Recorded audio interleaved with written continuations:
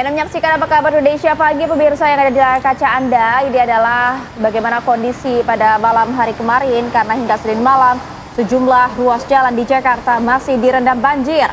Meski banjir berangsur surut, namun kondisi ini menyulitkan warga yang hendak pulang ke rumah lantaran akses jalan dan angkutan umum masih terganggu. Jadi air setinggi 30 hingga 40 cm masih merendam ruas jalan Gunung Sahari Pademangan Jakarta Utara hingga Senin malam. Ketinggian air ini mengalami penurunan sebanyak 20 cm. Meski terjadi penurunan, ruas jalan Gunung Sahari masih belum dapat dilintasi kendaraan roda 2, hanya dapat dilalui oleh kendaraan roda 4 atau lebih. Untuk mengurangi debit air, Pemprov Jakarta telah menyiagakan 1.200 pompa, 600 diantaranya merupakan pompa portable dan 600 sisanya pompa statis. Sementara itu, Ditlantas Polda Metro Jaya menggerakkan 350 hingga 400 personil ke sejumlah ruas jalan yang terendam banjir untuk mengurai kemacetan dan membantu warga yang kesulitan untuk mencari jalan alternatif. Banjir yang melanda sejumlah ruas jalan utama di Jakarta sejak pagi kemarin dikeluhkan masyarakat.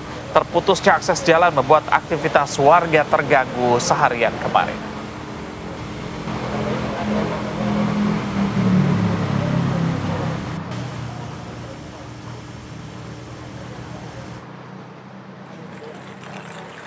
Tidak hanya di Jakarta, banjir juga terjadi di Pandeglang, Banten. Pemirsa, ini intensitas curah hujan yang tinggi membuat sejumlah wilayah di Pandeglang terendam air. Ya, beginilah ya kondisi banjir yang merendam rumah warga di Kecamatan Pagelaran dan Kecamatan Patia di Kabupaten Pandeglang, Banten. Akibat banjir ini, aktivitas warga pun tentu terhambat. Warga terpaksa harus menerobos berjalan kaki. Sementara akses jalan raya Kecamatan Pagelaran dan Patia terputus akibat terendam banjir. Banjir setinggi 50 bahkan hingga 100 cm ini akibat curah hujan yang tinggi sejak beberapa hari terakhir. Akibatnya sejumlah sungai meluap, yaitu Sungai Ciliman, Cilemer, dan Sungai Cimoyan. Warga berharap agar pemerintah turun tangan membuat tanggul agar warganya tak kembali terendam banjir.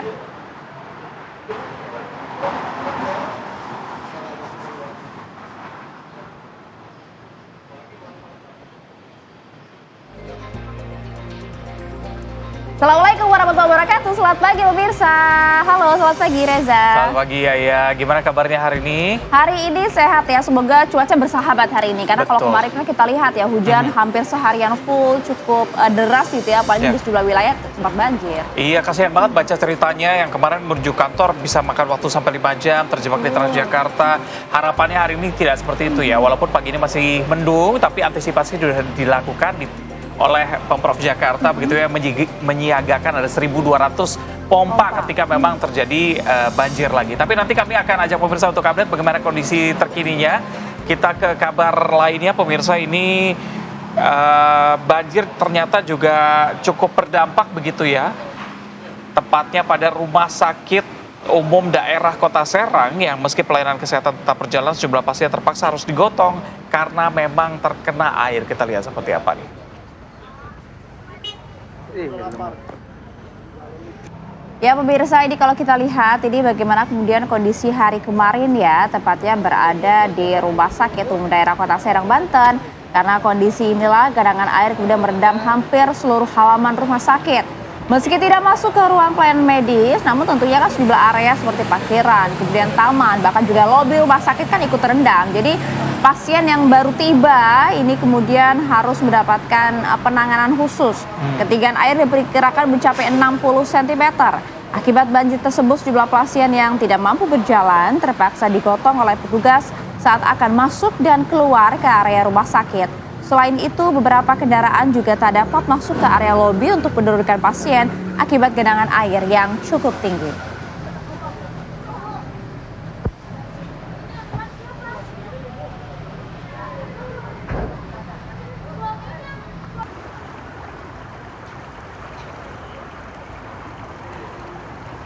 Ya, masih dari wilayah Jawa Barat pemirsa, ini akibat curah hujan yang tinggi membuat jalur utama wilayah di selatan Sukabumi lumpuh total.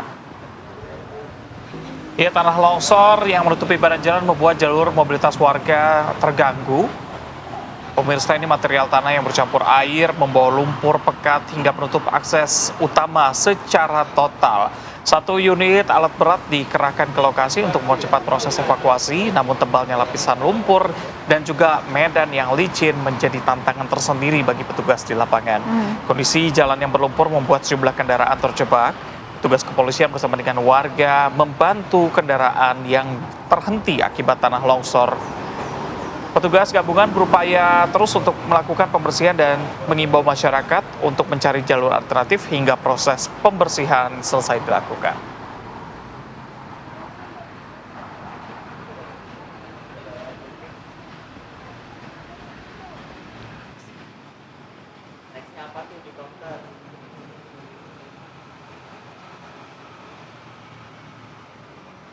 Kita kabar lainnya pemirsa, ini diduga akibat kelalaian saat membakar sampah. Ada rumah penduduk di Sumatera Barat ludes dilalap si jago merah. Ya, kita lihat pemirsa bagaimana kemudian gambarnya untuk Anda, karena diduga akibat kebakaran ini total gitu ya, ada 2 unit rumah di kawasan padat penduduk di Kecamatan Padang Timur di Kota Padang, Sumatera Barat ludes terbakar. Kencangnya tiupan angin membuat api dengan cepat merembet dan bahkan menghanguskan seluruh isi bangunan. Kobaran api dengan cepat membesar di kawasan Pulau Kampung Pinang tersebut, di mana kalau kita bisa lihat memang banyaknya material kayu di dalam rumah membuat amukan si jago merah sulit dikendalikan. Dinas Pemadam Kebakaran Kota Padang padahal sudah mengerahkan ada total 7 unit armada ya ke lokasi kejadian. Namun petugas memang mengalami kesulitan untuk menjangkau titik api karena akses jalan yang sempit dan juga kemudian lokasi yang dikerumuni oleh warga. Setelah berjibaku selama kurang lebih 45 menit, api akhirnya berhasil dipadamkan sebelum merembet ke bangunan lainnya. Ada 2 unit rumah permanen dan sebuah kontrakan yang ludes terbakar. Dugaan sementara api berasal dari aktivitas warga yang membakar sampah di sekitar rumah yang kemudian ditinggalkan begitu saja dan akhirnya menyambar dinding bangunan. Ini dia ya, mengapa kemudian saat ini juga membakar sampah kan sudah dilarang ya di beberapa daerah ya. Betul. Karena tidak hanya kemudian membahayakan dalam segi pernafasan saja, tapi bahaya seperti ini ya. Oke, kalau kita bergeser ke informasi lain pemirsa, ini sebuah warung sembako di kawasan Uwung Jaya, Kecamatan Cibodas, Kota Tangerang, Banten juga ludes terbakar nih. Konsleting listrik kali ini diduga menjadi pemicu kebakaran. Kita lihat ya pemirsa, ini api juga dengan cepat menyebar dengan asap yang cukup tebal mengganggu sebagian warga yang melintas di lokasi. Ini petugas pemadam kebakaran yang tiba langsung berupaya untuk melokalisir api agar tidak semakin meluas. Ada 25 personil dari pos yang diterjunkan untuk penjinakan api. Warga juga turut membantu proses pemadaman. Insiden sempat menyebabkan kemacetan panjang di jalur sekitar lokasi kebakaran. Penyebab kebakaran diduga karena korsleting listrik dan dengan cepat api membesar di sana. Sejauh ini tidak ada korban jiwa dalam peristiwa ini dan masih diselidiki penyebab pasti kebakaran.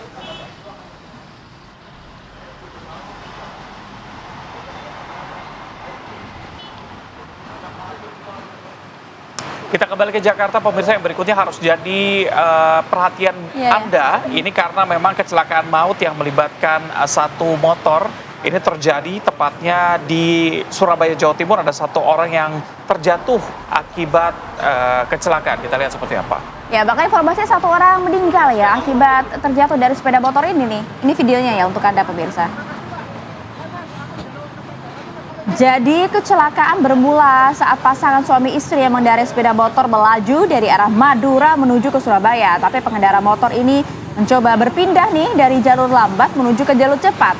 Namun naas, jas hujan yang dikenakan korban Riana atau yang membonceng di belakang ini menyangkut ke bagian bak samping truk yang juga melaju di arah yang sama. Aduh, nggak bisa dibayangkan ya. Jadi akibat benturan tersebut, sang suami jatuh ke arah kiri, sedangkan sang istri jatuh ke arah kanan, tepat berada di bawah badan truk, hingga kemudian harus terseret sejauh 5 meter. Sementara pengemudi truk Jufriyadi yang merupakan warga Pamekasan, Madura, beserta dengan kendaraannya saat ini telah diamankan di Polsek Kenjeran untuk pemeriksaan lebih lanjut. Sedangkan jenazah korban telah dievakuasi ke rumah sakit terdekat. Nah, ini walaupun belum ada informasi apakah jas hujannya jenis ponco atau bukan, tapi memang harus jadi perhatian karena jas hujan jenis ponco ini rawan sekali terlilit ke bagian ban sepeda. Betul, apalagi ini di kendaraan lainnya ya. Dan informasi lainnya untuk Anda pemirsa, di truk terserempet kereta bandara di pintu perlintasan kawasan Green Garden, Kedoya Utara, Jakarta barat. Kita lihat dulu pemirsa, ini info dan juga video yang direkam oleh warga di sekitar lokasi. Jadi terlihat ada warga yang panik ya saat truk mogok tiba-tiba saat melintas di rel, di mana KRL juga akan melintas di sana. Truk sempat hendak ditarik menjauh oleh truk lainnya, namun penarikan tidak kuat dan talinya terputus. Truk akhirnya terserempet oleh kereta yang menyebabkan bagian depan ringsek. Beruntung sopir truk sudah terlebih dahulu menyelamatkan diri. Kini truk maupun sang sopir sudah dievakuasi dari lokasi kejadian, sementara kasusnya ditangani oleh unit laka lantas Satwil Jakarta Barat.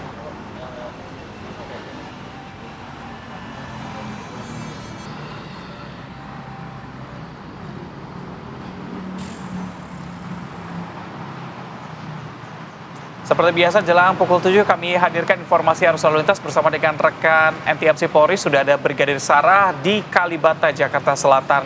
Selamat pagi Brigadir Sarah, bagaimana pantauan arus lalu lintas di sana?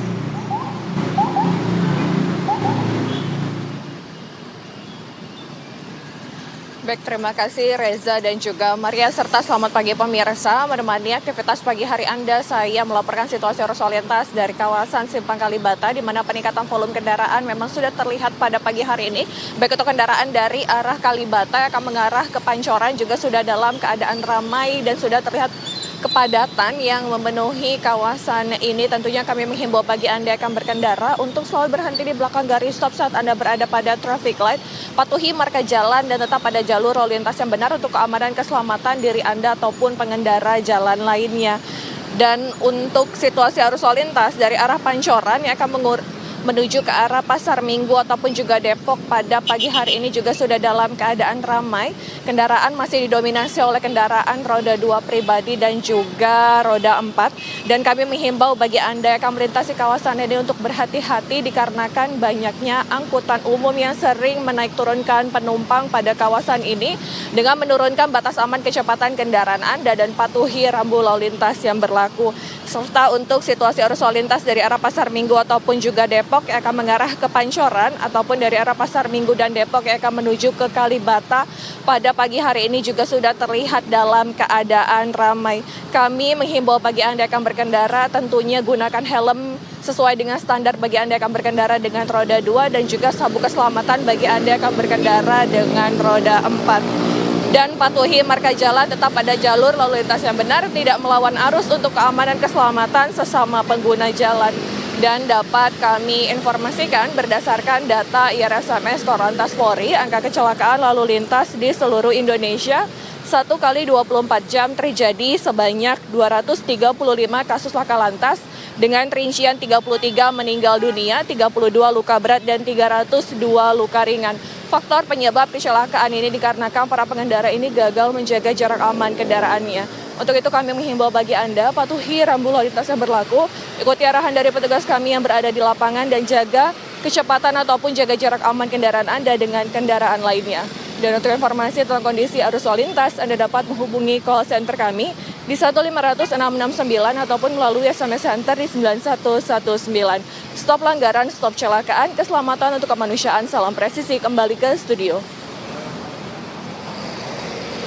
Ya, terima kasih Brigadir Sarah melaporkan langsung dari kawasan Jakarta Timur, pemirsa. Kami jeda dulu, karena usai jeda kami hadirkan informasi di mana dengan menggunakan helikopter kepresidenan Presiden Prabowo.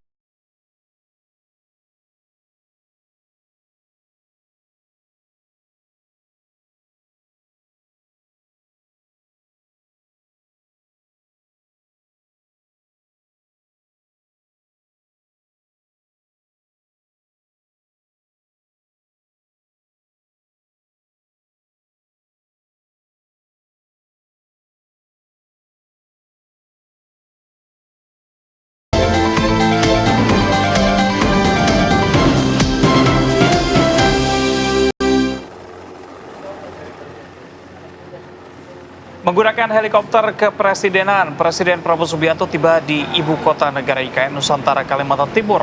Kunjungan ini menjadi yang pertama bagi Presiden Prabowo ke IKN sejak dilantik sebagai Presiden Republik Indonesia.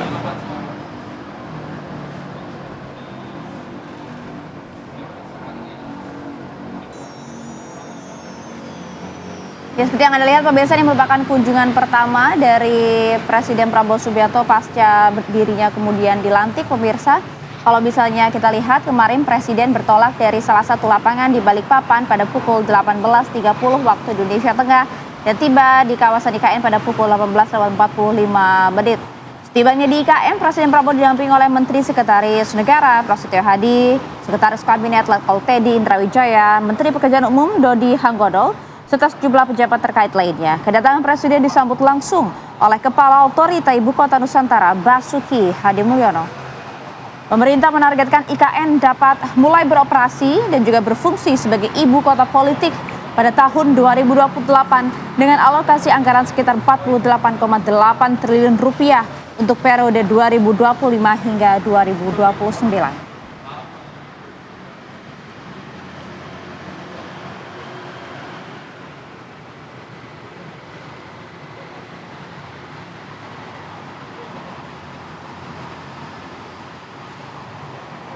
Sementara itu Presiden Prabowo Subianto meresmikan 166 sekolah rakyat yang tersebar di 34 provinsi di kota Banjarbaru, Provinsi Kalimantan Selatan. Ya, ini Presiden Prabowo Subianto meninjau satu persatu ruang kelas dan fasilitas penunjang kegiatan belajar siswa. Dalam pidatonya, Presiden Prabowo menyampaikan bahwa target atau sasaran sekolah rakyat yang akan dibangun mencapai 500 sekolah sampai dengan tahun 2029. Presiden juga berterima kasih kepada Menteri Sosial dan jajaran kabinetnya yang sudah mendukung program Sekolah Rakyat. Sekolah Rakyat ini merupakan sekolah yang dirancang Presiden Prabowo dengan tujuan untuk menjangkau anak-anak dari keluarga yang terpinggirkan dan kurang mampu.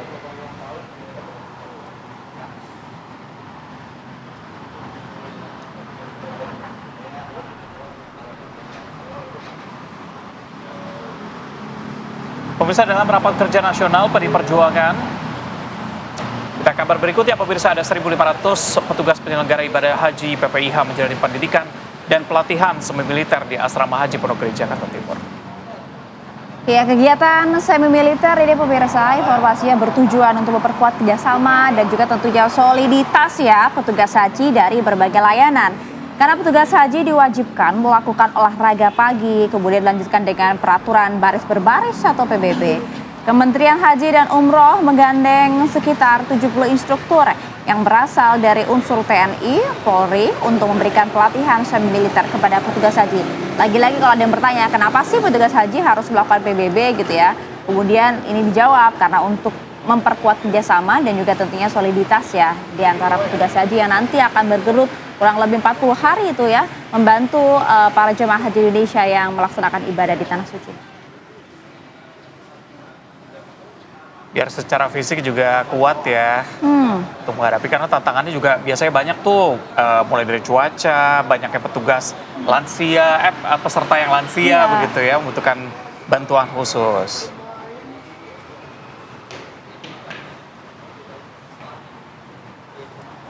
Informasi lain untuk Anda pemirsa, dalam rapat kerja nasional PDI Perjuangan menyampaikan sikap menolak terhadap pilkada tidak langsung.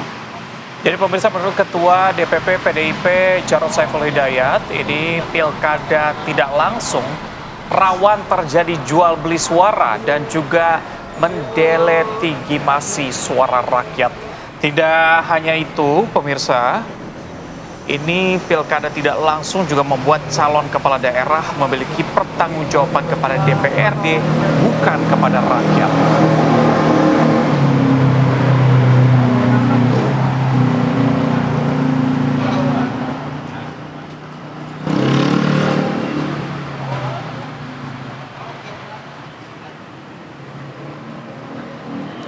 Pemirsa, ini sumur bor kembali dibangun Satuan Brimob Polda Sumatera Utara di Desa Aek Tolang, Kecamatan Pandan, Kabupaten Tapanuli Tengah untuk membantu kebutuhan air bersih warga pengungsi korban bencana. Kehadiran sumur bor ini diharapkan dapat dimanfaatkan ya oleh masyarakat sekitar, terutama untuk kebutuhan rumah tangga dan meningkatkan kualitas kesehatan lingkungan. Karena warga tentunya dengan kehadiran dari sumur bor ini menyambut positif pembangunan sumur bor yang ada dan berharap kegiatan serupa dapat dilaksanakan di lokasi lain yang memiliki kondisi yang sama.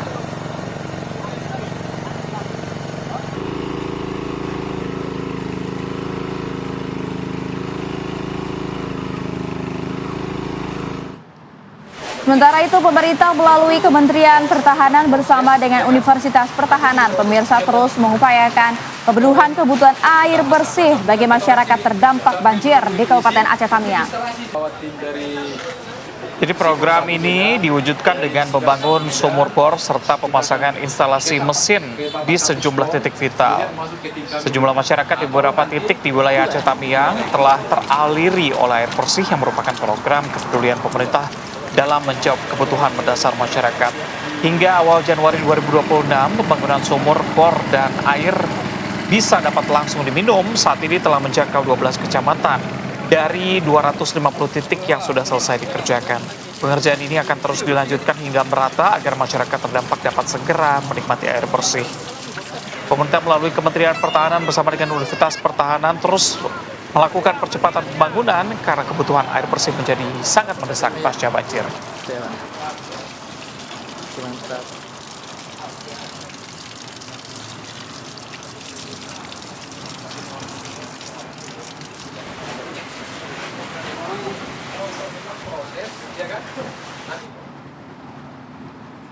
Kita ajak Anda untuk jeda sejenak, pemirsa. Usaha jeda kami punya informasi ada seorang pemuda yang tega menganiaya kakek hingga tewas di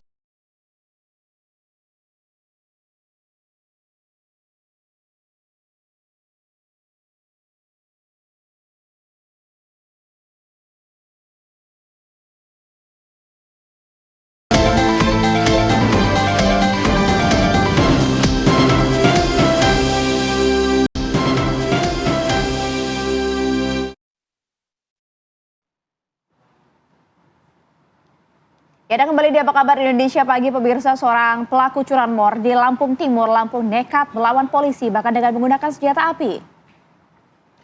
Jadi pemirsa, dua pelaku curanmor ini terlibat baku tembak dengan polisi. Keduanya melawan kedatangan polisi dengan tembakan senjata api. Satu pelaku berhasil kabur, sementara satu lainnya berhasil ditangkap. Pelaku diketahui sebagai residivis pelaku pembunuhan anggota Brimob Polda Lampung tahun 2015. Selain mengamankan tersangka, petugas juga turut menyita sejumlah barang bukti, diantaranya satu selongsong peluru, 2 unit motor diduga hasil curian, serta barang bukti narkotika jenis sabu seberat 1 gram lebih. Ini, yang kiri. Mana? Ini. Mana? Cari selfie-nya, dia yang nembak saya tadi. Jeng, keren kemana?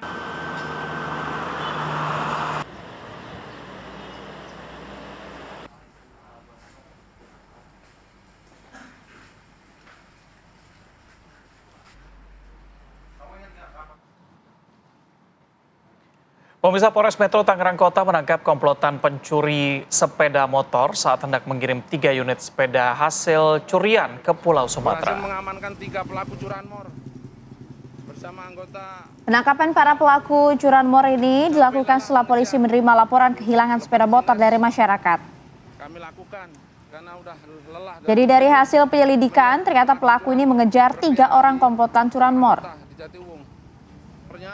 Sedang berada di kawasan Warung di wilayah Curug, Kabupaten Tangerang, Banten. Sempat terjadi aksi kejar-kejaran memang antara polisi yang mengejar 3 komplotan tersebut karena pelaku berusaha melarikan diri saat akan ditangkap. Para pelaku sedang menunggu rekan lainnya untuk mengirim sepeda motor hasil curian ke Pulau Sumatera melalui Pelabuhan Merak, Banten informasinya. Polisi menyita 3 unit sepeda motor di wilayah Jatiuwung yang hendak dikirim. Para pelaku merupakan residivis kasus serupa dan kerap mengincar sepeda motor yang terparkir di halaman rumah maupun minimarket.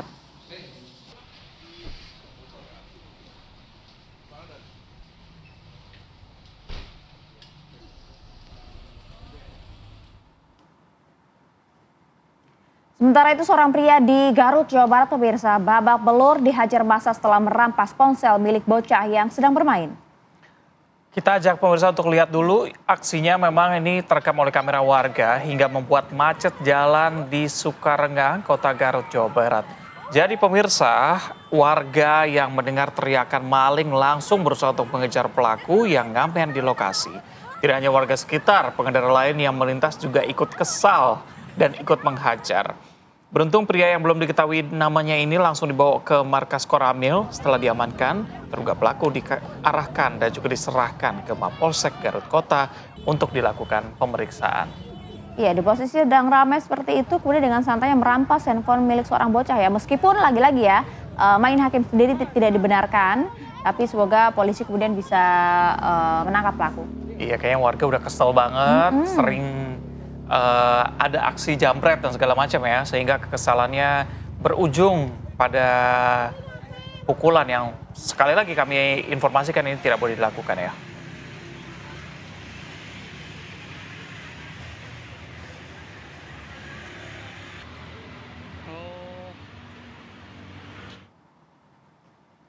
Masih dari Jawa Barat, pemirsa, ini seorang pemuda tega menganiaya kakek hingga tewas di minimarket Kota Bandung, Jawa Barat. Ya, kalau informasi yang kami dapatkan dari lapangan ya, diduga ini permasalahan berawal dari tingkah laku mencurigakan pelaku yang saat berada di minimarket. Gerak-gerik tidak wajar pelaku tidak luput dari perhatian karyawan minimarket yang kemudian melakukan pemeriksaan terhadap barang-barang yang dibawa pelaku. Dan situasi mulai memanas serta terdengar oleh korban yang saat itu berada di dalam minimarket. Dengan bermaksud melerai sebenarnya, korban ini meminta pelaku membayar barang-barang yang telah dibawa terlebih dahulu. Merasa terganggu, pelaku justru melampiaskan kemarahannya kepada korban.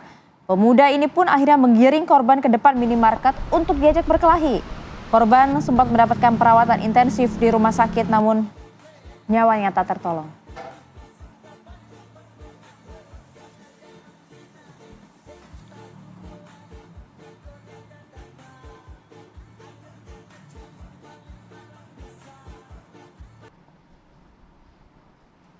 Ya, ini menjadi pertanyaan publik juga ya, apakah sebenarnya yang terjadi pada saat perkelahian itu, mengapa Betul. kemudian hingga sang kakek nyawanya tak bisa tertolong? Kami coba ajak Anda mendalami hal ini bersama dengan AKP Bambang Haryono, Kapolsek dari Panyilkan. Selamat pagi Pak Kapolsek. Assalamualaikum. Selamat pagi, Mbak. Ya, Pak Kapolsek mungkin bisa dijelaskan Pak runtutan kejadian, apa yang sebenarnya terjadi di lapangan hingga kemudian nyawa sang kakek tak tertolong? Ya, Assalamualaikum warahmatullahi wabarakatuh. Memang benar ya, apa yang tadi ditayangkan. Jadi pelaku datang ke Alfamart tersebut dalam keadaan mabuk, terpengaruh oleh minuman keras. Pelaku belanja di minimarket tersebut, namun ya ada kecurigaan bahwa pelaku karena memasukkan barang-barang tersebut ke dalam jaket. Sempat terjadi keributan dengan karyawan minimarket tersebut. Namun korban yang ada di lokasi melerai.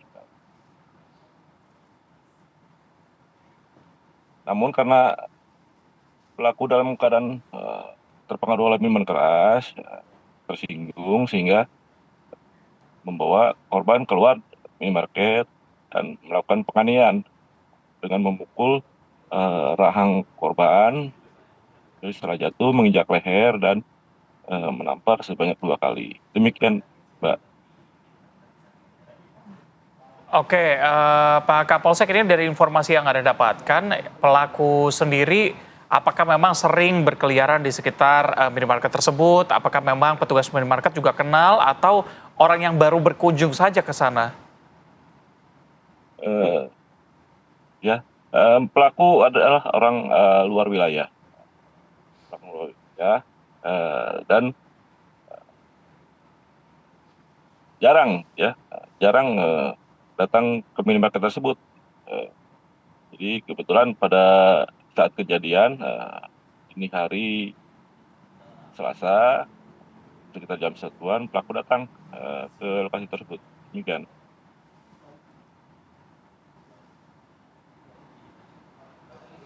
Ya, Pak Kapolsek, pada saat kemudian korban dibawa ke rumah sakit, apa yang sebenarnya terjadi? Bagaimana yang disampaikan oleh pihak rumah sakit terhadap kondisi sang kakek pada saat baru tiba di rumah sakit, Pak?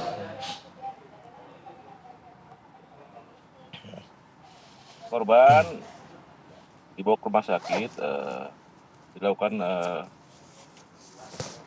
pengecekan oleh rumah sakit. Namun ya, akibat benturan dengan lantai mengakibatkan terjadinya penyumbatan pembuluh darah di kepala. Namun karena pihak rumah sakit menunggu persetujuan dari keluarga, tidak sempat dilakukan operasi. Demikian, Mbak. Oke, terakhir Pak Kapolsek, ancaman hukuman bagi pelaku? Untuk laporan awal memang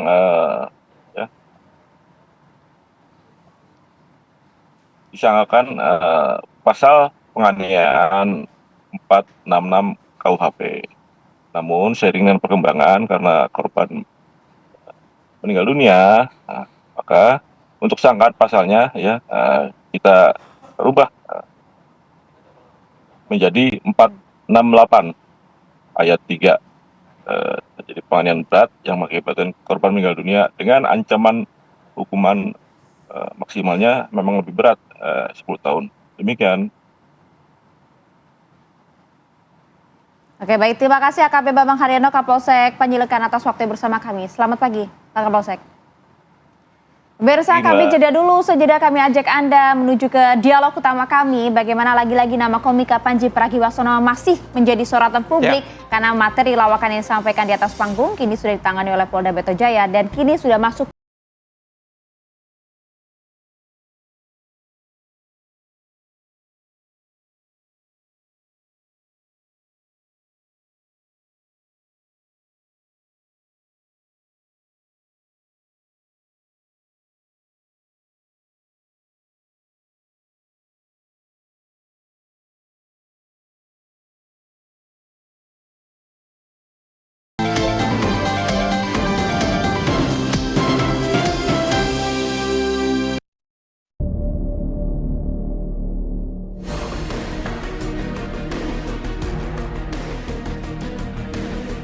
Nama komika Panji Pragiwaksono kembali menjadi sorotan publik.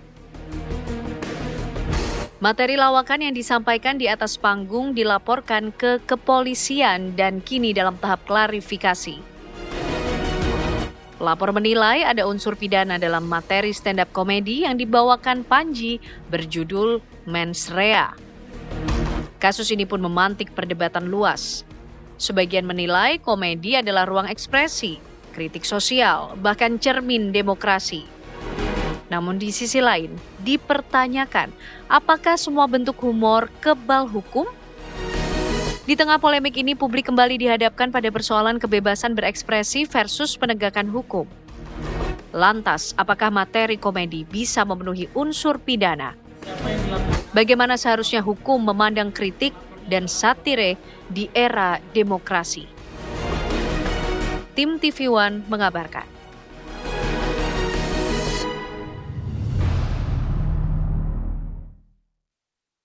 Seniman stand up komedian yang belakangan ini sangat ramai diperbincangkan, inisialnya P.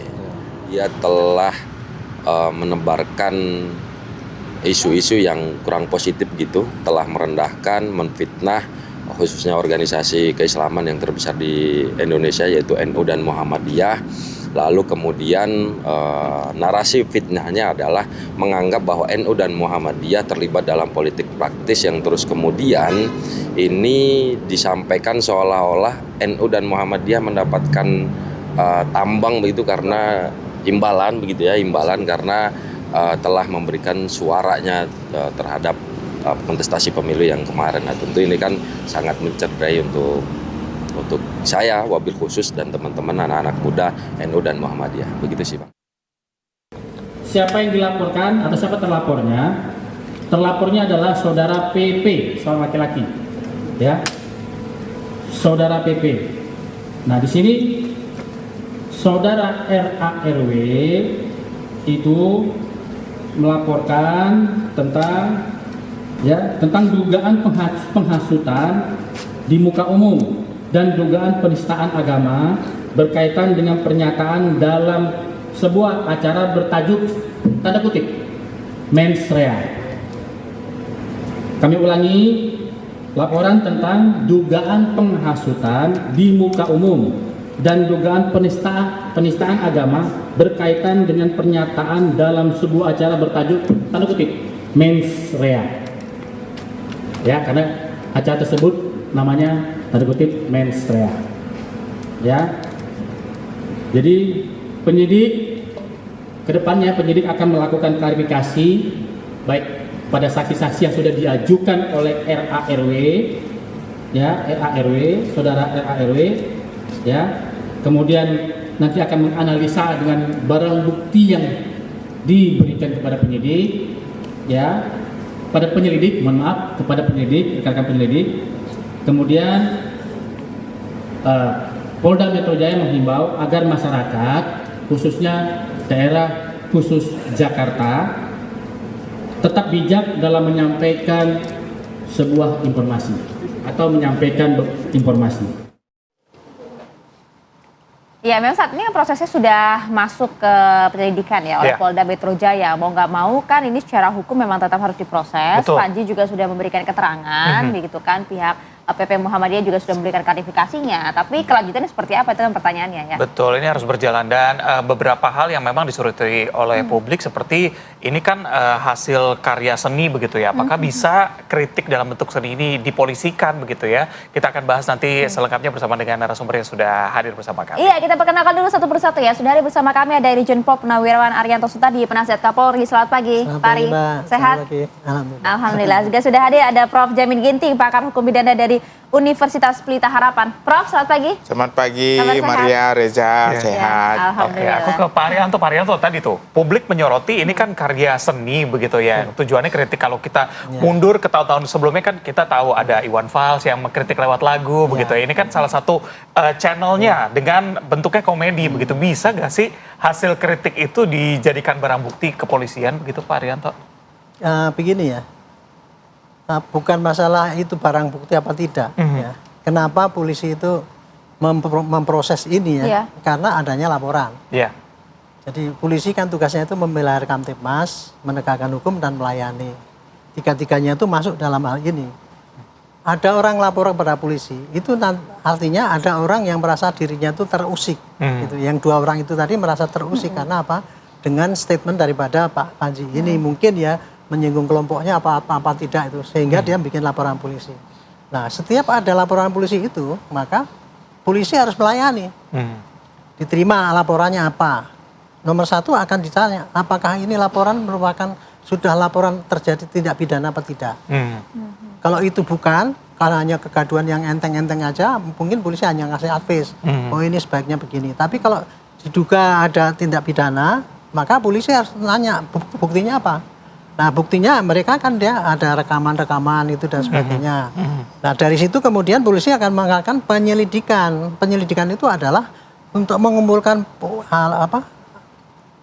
barang bukti atau saksi untuk menentukan apakah ada pidana apa tidak. Di dalam penyelidikan itu polisi bisa memanggil atau menanyakan atau apa mengumpulkan, tetapi tidak pakai upaya paksa. Disitulah polisi, kalau polisi sedang melakukan penyelidikan itu belum masuk kriminalisasi ini. Karena proses untuk itu, justru penyelidikan itu harus teliti dilakukan oleh polisi. Untuk jangan sampai nanti si Panji itu dikriminalisasi. Syaratnya harus ada penyelidikan itu tadi. Dan juga keterangan dari sejumlah pihak semuanya itu ya. Termasuk tadi pernyataan dari masyarakat, dari Muhammadiyah, dari NU. Pasti nanti akan diklarifikasi oleh polisi dalam tahap penyelidikan ini. Pak Panji juga akan diklarifikasi. Entah caranya diundang atau cuma pakai by phone atau apa. Yang penting polisi harus mengumpulkan keterangan apakah ini tindak pidana apa tidak. Nanti polisi dalam waktu tertentu ya, mudah-mudahan nggak terlalu lama karena ini gonjang-ganjing gini. Polisi akan menentukan. Dan menentukannya dia tidak bisa sendiri Pak. Mesti panggil saksi, keterangan ahli untuk menentukan Pak ini yang dilakukan Pak Panji itu apakah masuk pidana apa tidak. Disitulah nanti kemudian polisi akan menentukan oh ini pidana apa tidak. Kalau bukan pidana berarti penyelidikan di stop, Tapi kalau ini penyidikan pasti akan dikirim ke sana. Oke. Gitu. Kurang lebih begitu. Jadi yang penting jangan sampai ya polisi melakukan penyelidikan ini sudah dianggap kriminalisasi. Bukan. Penyelidikan bukan termasuk proses. Karena ada gugatan, kemudian polisi kemudian harus melakukan berbagai prosesnya untuk nanti kecuali kalau polisi langsung menyidik, itu namanya kriminalisasi karena alat buktinya belum ada klarifikasi, langsung penentuan begitu ya. Ini baru proses awal gitu kan kalau kata Pak Ari gitu. Tapi Prof Jamin, kalau kita lihat ya saudara, ini kan bagian dari show stand up comedy ya seorang Panji Pragiwaksono. Tapi sebenarnya bisa nggak sih, pertanyaan Reza tadi, materi stand up itu, materi komedi ini bisa tidak menjadi unsur pidana kalau kita melihat ke KUHP yang baru kita? Ya, kalau kita bicara tentang KUHP baru, ada dua hal. Pertama adalah terkait dengan penghinaan terhadap subjek orang. Ada penghinaan terhadap presiden dan wakil presiden. Ada penghinaan yang kedua kepada kelembagaan. Apakah dia organisasi, ya, DPR, MPR, nah itu kelembagaan. Nah saya kira sebagai suatu negara yang sudah maju seperti sekarang, dan banyak negara-negara seperti Belanda, itu sebenarnya sudah nggak ada lagi itu. Penghinaan-penghinaan itu nggak ada. Ya. Apalagi kalau modelnya kritik. Ini kan kita agak rancu. Nah, mana sebenarnya yang disebut sebagai penghinaan, mana dianggap sebagai kritik. Kalau ekspresi terkait dengan seni, budaya, karikatur, stand up comedy, film, dan segala macam, itu bagian dari seni. Jadi seni itu tidak boleh dibatasi ekspresi orang, lalu dijadikan sebagai dasar, itu bagian dari penghinaan. Nggak ada itu di negara manapun, ya. Nggak akan ditemukan namanya, kecuali negara yang absolut, ya. Negara-negara yang otoriter. Itu masih diatur. Tetapi negara-negara yang menjunjung demokrasi dan hak asasi manusia, kayak kita ini, itu harusnya diberi kebebasan. Justru dari situlah nilai-nilai korektif, ya, terkait dengan pemerintahan bisa timbul, ya, nggak ada peredaman. Makanya saya katakan, kalau presiden kan ada delik aduan, pemerintah juga delik aduan. Ini tiba-tiba ada masyarakat yang melaporkan, di mana masyarakat tersebut bukan representasi dari orang yang melaporkan. Nah itu dia, secara laporan tuh tapi tetap bisa diterima ya Prof? Kalau laporan polisi harus menerima. Apapun justru kalau itu menolak akan jadi problem ya. Iya, dia harus menerima. Ya, tetapi apakah laporan itu memiliki kekuatan hukum untuk dilanjutkan dari tahap penyelidikan ke penyidikan? Tapi saya ingin menyatakan begini, ada juga laporan ditolak. Kenapa laporan ditolak? Karena bukan suatu perbuatan pidana atau kurang cukup bukti untuk ditindaklanjuti. Jadi sebenarnya ya, dalam konteks di depan ini ya, penerimaan laporan, nanti kan dia berdiskusi dulu. Kita ketahuilah, tidak semua laporan polisi itu langsung naik ke penyelidikan. Enggak semua. Ada yang namanya penyelesaian di situ, dimediasi di situ, atau dia bilang, oh ini Bapak kurang cukup bisa ditindaklanjuti. Jadi tingkatannya itu nggak selalu langsung ke penyelidikan. Tapi kata Pak Ari kan tadi harus memang ini prosesnya, harus minta keterangan saksi dulu, penyelidikan sampai berakhir, baru kemudian tidak kesimpulan. Kalau dalam kasus ini bisa tidak laporannya karena ditolak? Publik sudah melihat, ya, artinya sudah menjadi isu publik, jadi polisi juga nggak berani kalau tidak menerima, karena menyangkut suatu organisasi yang cukup besar, NU dan PP Muhammadiyah. Walaupun katanya dicatat namanya ya. Walaupun nanti, tapi kan dia harus klarifikasi. Dia bisa aja contohnya pimpinan NU atau Muhammadiyah menyatakan, oh bukan kami. Tapi itu kan berdasarkan keterangan yang disampaikan di luar dari penyelidikan kan gitu kan. Nanti silakan, kalau memang bukan bagian dari itu, dia memberikan keterangan. Artinya itu bisa diberhentikan. Jadi dalam KUHP yang baru kita, proses penyelidikan itu bisa dihentikan, tidak dilanjutkan. Kenapa? Karena orang yang berkepentingan tidak memiliki legal standing, tidak memiliki kapasitas sebagai pelapor untuk mengatasnamakan organisasinya. Oke, Prof, yang cukup menarik adalah Panji seolah tahu bahwa ini akan menjadi bisa menjadi bumerang begitu ya, karena setiap ucapannya dia selalu menyebut menurut keyakinan saya ya. Kalau saya yakin kan Anda juga belum tentu begitu ya. Ini justru menggunakan kata-kata tadi bisa terjerat pidana, atau justru memang seperti Panji bilang ini terbebas kan menurut keyakinan saya, Anda berkeyakinan beda juga nggak masalah. Iya, Tentu pertama ini ruangnya dulu kita lihat. Ruangnya di mana sih? Ruangnya di ruang publik. Oke, ruang publik. Tapi waktu di ruang publik pada saat apa? Apa pada saat dia menghasut orang lain untuk kalau dia menghasut orang ayolah lagi balik ya. Kalau dia menghasut, teman-teman, mari kita benci kepada ini karena dia begini-begini. Nah, itu penghasutan. Ada pasal tersendiri. Tapi dia enggak, ekspresi yang dia yakini dalam suatu ekspresi itu dia ungkapkan dalam suatu bentuk seni. Ya nggak bisa. Itu kan seni. Sama Anda bikin karikatur, contohnya Anda bikin karikatur sesuatu yang memojokkan sesuatu. Itu kan karikatur begitu ya. Ya dulu banyak tipe. Bahkan film-film kita, contohnya saya mohon maaf ada film-film yang lagi rame gitu ya. Itu banyak kok yang menyerempet-nyerempet tentang keagamaan. Tapi ya itulah namanya ekspresi ya. Jadi saya berharap ya polisi juga bijaksana untuk menjamin bahwasannya pelaku seni, pelaku ekspresi yang mengkritik pemerintah, namanya kritik itu tidak ada pidananya. Kritik tidak ada pidana. Tapi kalau namanya penghinaan, penghasutan itu ada pidananya. Dan kalau Anda melihat tapi dalam konteks show mens rea dari Panji ini ya, karena namanya juga sudah mens rea begitu ya, ada niat jahat begitu di sana. Tentu kita juga ingin melihat niatnya dari Panji kan ingin memberikan suatu pertunjukan lah ya untuk para penggemarnya begitu. Apakah ini juga sebenarnya sudah ada unsur pidananya ke sana karena maksud tujuan utama dari seorang Panji ini? Iya, kalau kita bicara unsur pidana itu terkait dua. Pertama namanya actus reus, itu perbuatan, ada mens rea seperti judulnya tadi, ada unsur kesalahannya. Jadi ada niat jahat di situ, unsur kesalahan. Perbuatan tanpa niat jahat nggak ada. Pertanyaannya, apakah stand up comedy ini memiliki niat jahat untuk menghasut dan menjatuhkan seseorang? Anda melihat itu tidak? Lah, harus ada buktinya. Apa? Contohnya, ternyata dia punya konspirasi dengan orang-orang tertentu atau sudah mempersiapkan sesuatu selain di stand up comedy, dia sudah membawa massa atau menghasut dengan brosur-brosur supaya orang anti pemerintah, benci pada Presiden Prabowo atau Gibran yang lagi ngantuk katanya gitu kan. Jadi itu bagian-bagian dari yang masif gitu. Menurut Anda tuh kritik atau justru ada mens rea di sana? Ya itu ya pasti kritik lah ya. Mens rea nggak ada unsur kesalahan. Saya jamin 100% kelihatannya nggak mungkin ada unsur kesalahan. Judulnya aja mens rea, tapi isinya nggak mens rea begitu. Kan kalau ngasih judul emang harus menarik perhatian supaya orang berikutnya gitu ya. Pak Rianto gimana? Ya itu tadi ya, menunjukkan betapa tidak mudahnya untuk menentukan suatu perbuatan ini adalah masuk dalam unsur pidana apa tidak. Kan butuh keterangan-keterangan itu. Dia ngomongnya apa, tujuannya apa, kemudian apa yang diomongkan sesuai dengan bukti yang direkam.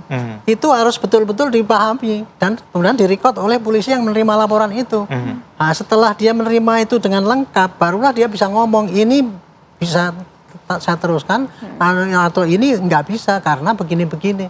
Itu tadi, makanya tadi ya saya bilang ya, di samping klarifikasi pada yang terlapor, yang melapor, alat bukti, saksi-saksi yang disebut, kita juga manggil para ahli ya seperti Pak Profesor Jamil ini. Nanti di situ akan kita tanya, Prof, kalau udah kayak gini buktinya begini ini kurang lebih masuk nggak di dalam unsur ini? Nah, dari itulah kemudian polisi itu akan mengambil kesimpulan. Jadi bukan polisinya yang menentukan apakah ini. Makanya kalau ditanya tadi apakah masuk pidana, kalau saya pribadi nggak bisa menentukan karena apa? Saya nggak melihat buktinya. Saya belum tanya sama Pak Panjinya kan itu tadi kan mensiranya itu tadi. Itulah di sini letaknya itu sebenarnya. Cuman yang ingin saya tegaskan tolong ya, kalau dalam proses penyelidikan itu bukan berarti kriminalisasi. Tindakan polisi menerima laporan itu bukan kriminalisasi. Justru kita itu menangkis jangan sampai Panji itu dikriminalisasi hanya dengan laporan dari dua orang ini yang menurut ini tidak memenuhi syarat untuk sebagai pelapor.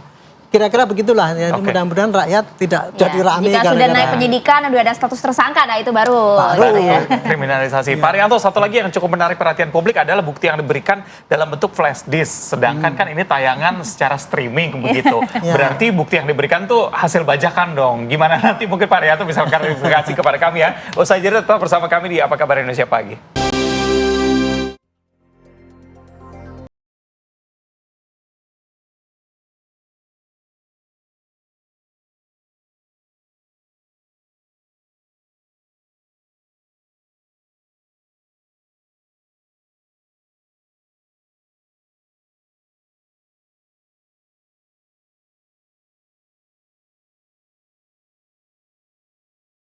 Indonesia, gue cuma mau bilang terima kasih untuk dukungannya, untuk doanya. Banyak banget yang ngedoain yang baik-baik ke gue.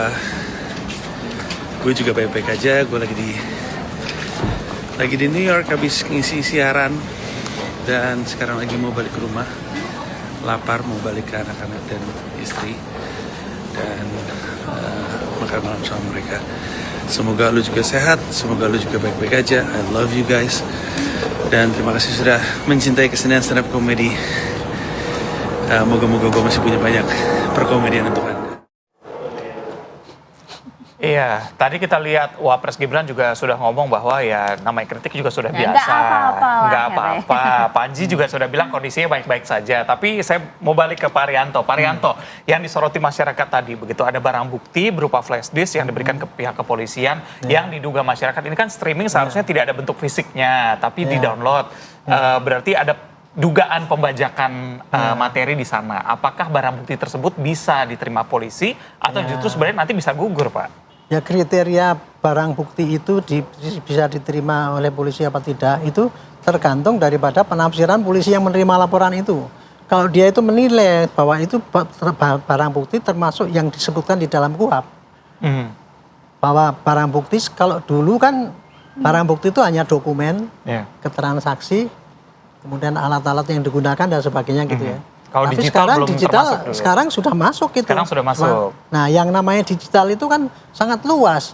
Ada rekaman langsung, ada cuman atau saya ngerekam 2 kali dari televisi itu kan termasuk digital, proses digital. Iya. Foto ijazah difoto lagi gitu ya, Pak ya. Meskipun publik itu menilai bahwa itu bukan termasuk alat bukti dan sebagainya, mungkin bisa saja disebutkan gitu. Tetapi polisi karena itu melihat kayak gitu itu dianggap ya, itu masuk dalam kategori alat bukti. Itulah yang sekarang lagi diperiksa untuk dia.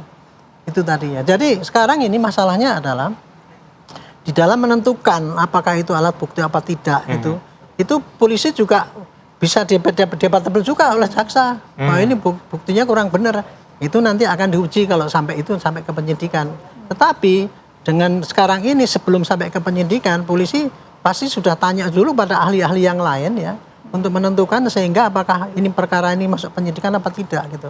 Intinya beginilah, jadi ini sebetulnya penyelidikan itu merupakan saringan ya, saringan untuk tindakan hukum yang diterapkan di lapangan gitu, sehingga kita tidak sewenang-wenang menetapkan penafsiran hukum itu seperti apa yang kita mauin kan. Tadi kan katanya Prof Jamin sebenarnya bisa aja kan ini laporannya ditolak karena tidak memenuhi bukti yang itu ada. Kan saringan, gitu. saringan. Tapi tetap harus Kenapa tidak begitu?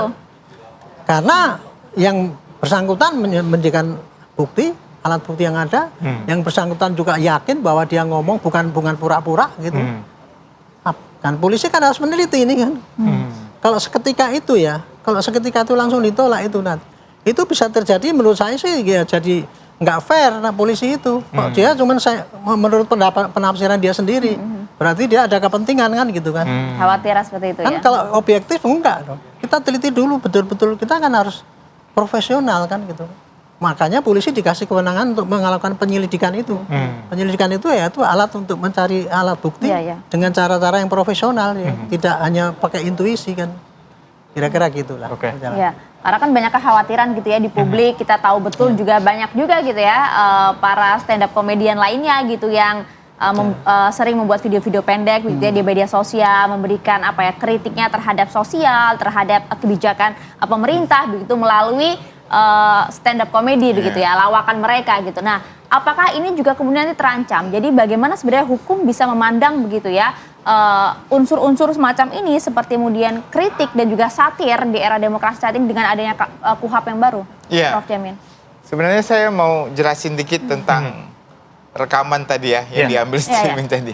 Jadi begini, bukti itu pertama harus otentik.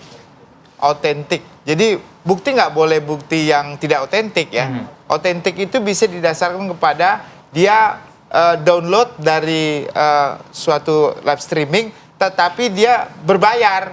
Jangan dia download dari tidak berbayar, begitu ya. Nah, dia harus kan berbayar. Karena kan sudah dapat license ya. Baru nanti diklarifikasi dari pemilik aslinya.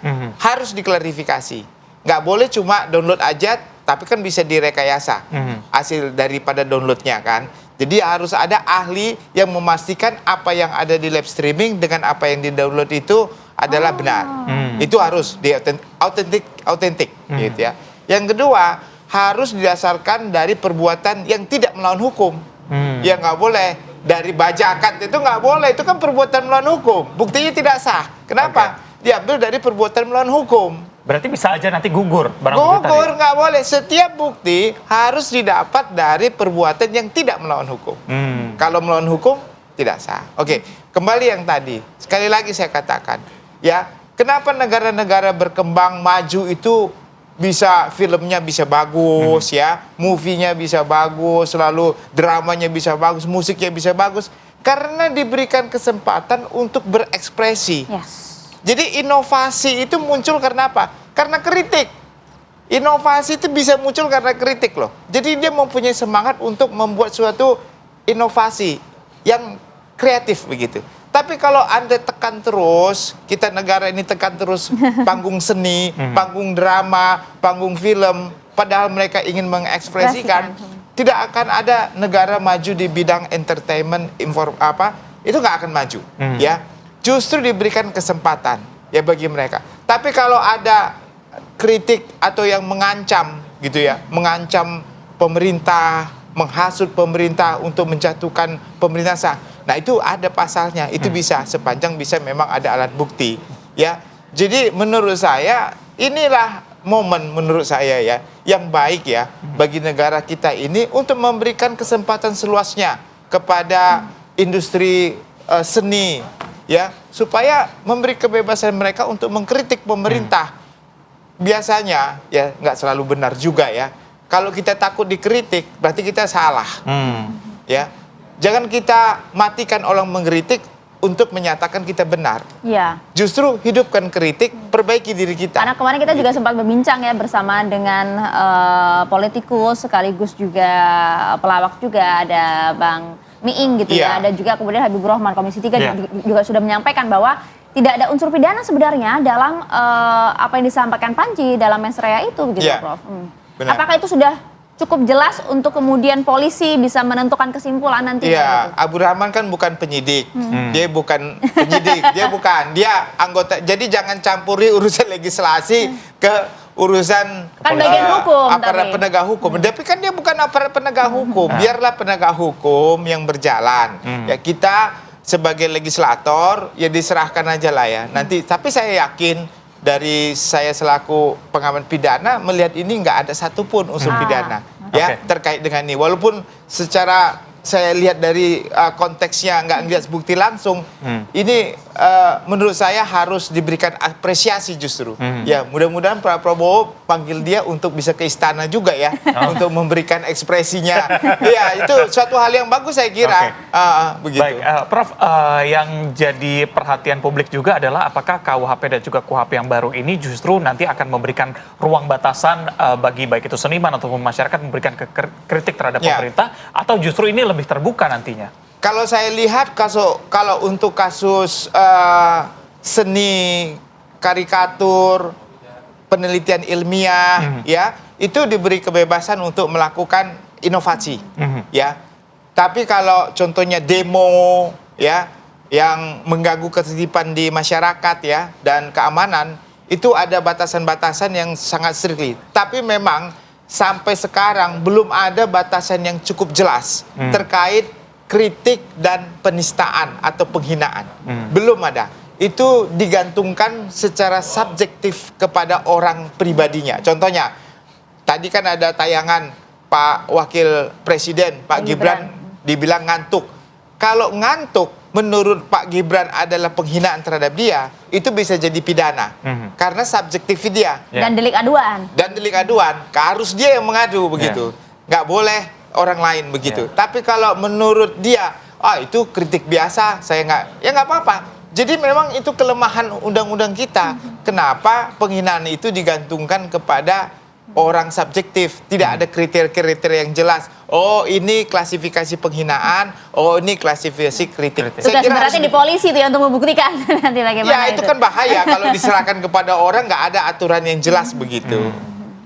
Ya Pak Ari, tapi bagaimana kalau Anda melihat nih nanti ke depannya seperti apa nih kalau kita kemudian menjadi cenayang gitu ya, apa proses hukum yang akan berjalan nanti seperti apa ini di Polda Metro Jaya? Ya, gini ya, ini masalahnya sekarang ini Jari Rami itu kan hanya orang ngomong ya, mengkritik dan sebagainya, seniman dan sebagainya ngomong gitu. Tapi kok kemudian mau dihukum kan gitu, seakan-akan gitu. Ini jangan sampai publik itu mengambil kesimpulan bahwa polisi menjadi alat negara untuk memberangus orang-orang yang menyampaikan kritik. Itu sama sekali bukan di situ posisi polisi. Posisi polisi itu adalah melaksanakan undang-undang. Tadi dikatakan Pak Jamil gini kan, beda antara kritik dengan tidak itu kan nggak jelas itu banget dia, itu tadi. Disinilah makanya menurut hemat saya ini jadi para pemikir pembuat undang-undang itu harus memperjelas lagi, jangan sampai undang-undang itu multitafsir kan gitu. Tetapi ini sebagai contoh ya bahwa kejadian ini untuk menunjukkan bahwa kebebasan pendapat boleh saja. Cuman caranya itu apabila sampai menyinggung orang lain, entah menyinggung orang lain itu yang bersangkutan kemudian marah, atau kelompoknya yang lain yang merasa tersinggung juga itu kan bisa jadi itu. Inilah yang menjadi makanya itu tindakannya, caranya itu harus diatur dengan undang-undang yang lebih jelas gitu. Ini masuk ini apa masuk ini apa enggak. Kalau sekarang kan masih diserahkan pada polisi suruh ini, polisi nggak bisa memutus sendiri, serahkan pada para ahli kan. Makanya di dalam penyelidikan sementara ini batasan di dalam undang-undang nggak jelas sekali. Polisi akalnya adalah begitu ada kasus gini pasti dia akan panggil ahli ya, untuk menentukan ya. Itu kan fair jadinya kan. Itu kira-kira begitu yang terjadi. Jadi dengan kondisi kayak gini ini para kritikus tidak usah takut untuk menyampaikan apa pendapat. Intinya orang boleh berpendapat apa saja. Hanya yang penting caranya itu usahakan jangan sampai menyinggung orang lain. Itu aja yang kendali dia. Dia kan bisa memperkirakan kalau saya ngomong gini nih kira-kira nanti akan menyinggung orang lain apa enggak gitu. Itulah batasannya. Nah, sekarang ukurannya di lapangan adalah ada orang lain yang tersinggung apa enggak. Nah, ini kan ada orang yang lapor, berarti kan ada yang ngomong gitu. Polisi harus melacak. Kalau tidak ada orang laporan, polisi nggak akan ngapa-ngapain. Tapi harus cepat juga nih ya, karena kan prosesnya itulah, kan jadi ini tantangan bagi publik ya, polisi itu dengan lihat kasus yang kemarin tuh lama banget, nggak rampung-rampung itu. Makanya kalau ini tolong penyelidikannya nggak sampai lebih dari 1 bulan. Nah itu supaya ada kepastian, cepet-cepet gitu. Jangan sampai nanti gini, saya klarifikasi sama Pak Panji masih di Amerika ya, kita tunggu dari Amerika, itu nggak benar. Kan dia bisa telepon, kan tanya Pak gini, yang penting dia sudah usaha untuk klarifikasi. Termasuk Pak Anwar Abbas yang menyampaikan pernyataan itu ya. Kalau nggak bisa diundang ya ditelepon aja Pak, apakah benar Bapak gini, direkod gitu. Sehingga nggak sampai 1 bulan bisa jelas ini apakah polisi itu menyidik apa tidak gitu. Kira-kira gitulah. Jadi kita jangan nonton lah ini ya PMJ ya. Iya. Jadi jangan kita sampai capek-capek kita berdiskusi di sini, tapi kemudian pelaksanaannya nggak seperti yang kita harapkan masyarakat kan. Tapi juga nggak bisa juga polisi langsung ujuk-ujuk langsung gini karena tekanan masyarakat. Polisi nggak bisa didikte dengan ketekanan publik sekarang ini. Gitu. Kira-kira gitulah. Oke. Jangan sampai nih minggu depan kita masih bahas ini lagi nih, gitu kan. Semoga titik terangnya segera terlihat begitu ya. Pak Rianto, terima kasih. Prof Jamin juga terima kasih. Harapannya memang tidak mengganggu lagi kinerja baik itu kritik dalam bentuk seni maupun bentuk lainnya. Sekali lagi harus dibedakan yang mana kritik, yang mana menyinggung orang tersebut ya. Karena yang mengganggu tuh justru akhir-akhir ini nih adalah tingginya curah hujan ya kan gitu kan, dan juga yang kemarin sempat turun selama 1 hari penuh sejak dini hari di wilayah Tangerang terutama dan juga sekitarnya, tentu mengakibatkan banjir yang merendam ruas tol Sediatmo arah Bandara Internasional Soekarno-Hatta. Sesaat lagi kami hadirkan informasi untuk Anda.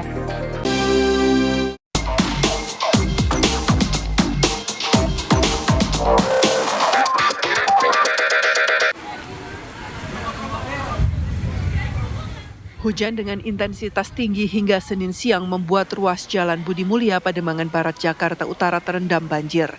Sejumlah pengendara sepeda motor mengalami mati mesin saat menerobos genangan banjir. Imbas banjir, permukiman warga yang berada di RT 5 RW 7 Pademangan Barat ikut terdampak.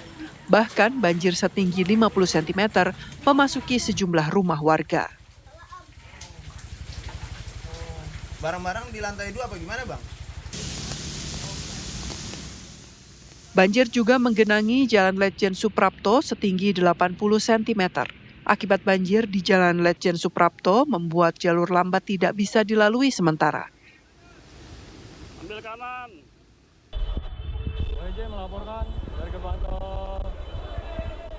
Kemacetan parah di sejumlah ruas jalan ibu kota yang disebabkan hujan deras sejak Senin pagi membuat polisi memperbolehkan kendaraan roda 2 masuk ke jalan tol Wiyoto Wiono. Para pemotor masuk dari gerbang tol Jembatan 3 dan keluar di gerbang tol Angke 2 dengan pengawalan petugas PJR Ditlantas Polda Metro Jaya. Kami melakukan pelayanan masyarakat berupa rekayasa lantas untuk mengarahkan kendaraan roda 2 ke jalan tol. Kemudian durasi yang kami laksanakan untuk kegiatan ini berkisar sekitar 20 menit dan saat ini situasi sudah normal kembali. Dari Jakarta, tim TV One mengabarkan.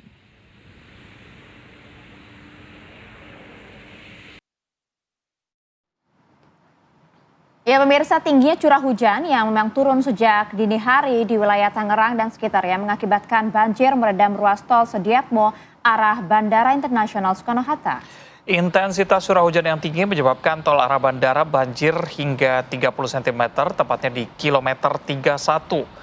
Akibatnya kemacetan panjang terjadi hingga 1,5 km karena pengendara roda 4 mengurangi laju kendaraan. Petugas lalu lintas dari Polresta Bandara Soekarno-Hatta berupaya rekayasa lalu lintas, sementara sejumlah mesin pompa dikerahkan petugas untuk menyedot air yang berada di lokasi.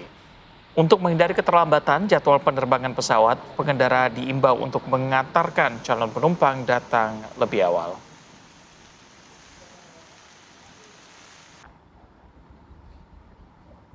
Sementara itu, pemirsa, di kawasan wisata Ancol, Pademangan, Jakarta Utara terendam banjir pada Senin sore. Sejumlah pengunjung yang ingin masuk kawasan Ancol tertahan di depan pintu gerbang.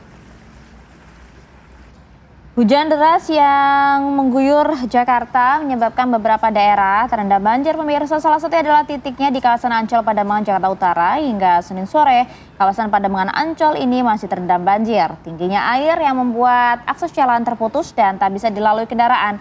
Jadi akibatnya nih banyak pengunjung yang ingin masuk ke wilayah Ancol justru tertahan di pintu gerbang karena memang nggak bisa dilalui ya oleh kendaraan roda 4 maupun roda 2. Ternyata bukan hanya pengunjung saja, tapi sopir taksi online pun juga terkena imbasnya akibat banjir ini. Ia mengaku tak bisa menjemput pelanggannya yang terjebak di dalam Ancol. Karena kemarin informasinya ketinggian air di kawasan ini bahkan mencapai 40 hingga 50 cm. Ini bukan wahana baru ya pemirsa ya, ini memang banjir yang terjadi di kawasan tempat hiburan. Tiba-tiba itu dia, betul. Karena nggak cuma di Ancol aja nih, kalau kita lihat bergeser juga ke wilayah Gunung Sahari nih ya. Bahkan hingga Senin malam sejumlah ruas jalan di Jakarta masih terendam banjir. Salah satunya juga berada di kawasan Gunung Sahari. Meski sudah berangsur surut sih, namun kondisi ini menyulitkan warga yang hendak pulang ke rumah lantaran akses jalan dan angkutan umum yang masih terganggu. Nah, lokasinya dekat, ketinggian air juga nggak terlalu beda nih dari Ancol. Ini ketinggian airnya sampai dengan 40 cm yang menyebabkan ini mengalami penurunan sebelumnya 20 cm menjadi 40 cm. Nah, meski terjadi penurunan, tapi jalan ternyata masih belum bisa dilewati oleh kendaraan roda 2. Untuk mengurangi debit air, Pemprov Jakarta telah menyiagakan 1.200 pompa air. Ditlantas Polda Metro Jaya juga mengerahkan hingga 400 personil ke sejumlah ruas jalan untuk mengurai kemacetan yang terjadi. Banjir yang melanda sejumlah ruas utama di Jakarta sejak pagi kemarin dikeluhkan masyarakat. Terputusnya akses jalan membuat aktivitas warga seharian kemarin terganggu. Karena Tapi tenang betul-betul pemirsa, kan kita ajak pemirsa hujannya untuk cukup deras ya seharian full. Betul, kita ajak pemirsa untuk pantau bagaimana kondisi terkini pada pagi ini. Ada rekan Rindi Salsabila, tepatnya di Gunung Sahari. Rindi, bagaimana kondisi terkini di sana? Apakah memang ketinggian air masih ada dan apakah aktivitas warga terganggu di sana? Ya, selamat pagi Reza, Maria, dan juga pemirsa. Kalau Anda bertanya terkait bagaimana kondisi di Jalan Gunung Sahari, Jakarta Pusat saat ini, memang sekitar pukul 7.45 waktu Indonesia Barat sekarang. Ini seperti yang tampak di layar kaca Anda, untuk aktivitas lalu lintas sudah berangsur normal karena memang untuk debit air di Jalan Gunung Sahari ini perlahan sudah mulai surut.